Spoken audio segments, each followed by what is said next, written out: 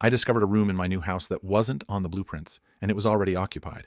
When I bought the old house, I was charmed by its vintage appeal and spacious layout.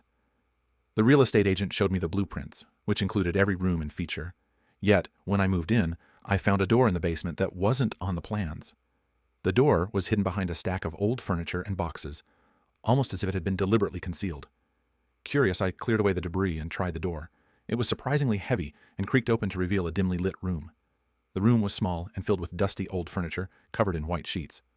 What struck me as odd was a large antique mirror on the wall, covered in a thick layer of grime. There were no windows, just a single flickering light bulb hanging from the ceiling. The air was musty, and the temperature dropped noticeably as soon as I stepped inside. I took a closer look at the mirror and saw something strange: faint, smudged handprints on the glass. The handprints seemed to be reaching out, as if someone had been trying to get out from the other side. Chilled, I tried to brush it off as a trick of the light. Over the next few nights, unsettling things started happening. Doors would slam shut on their own, and I would hear footsteps pacing in the hallway. The flickering light in the secret room began to brighten and dim erratically, as if reacting to some unseen presence. One evening, I decided to investigate further. I set up a camera in the room to capture any unusual activity. As the night progressed, the temperature in the house plummeted, and my breath became visible. The camera recorded static for a while, but then something peculiar happened. The mirror's surface began to fog up, and a message slowly formed on it.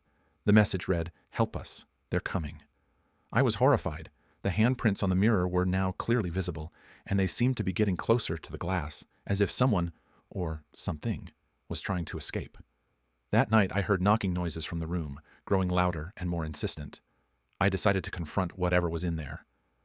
Armed with a flashlight, I entered the room and approached the mirror. The knocking turned into frantic banging, and the temperature dropped even further.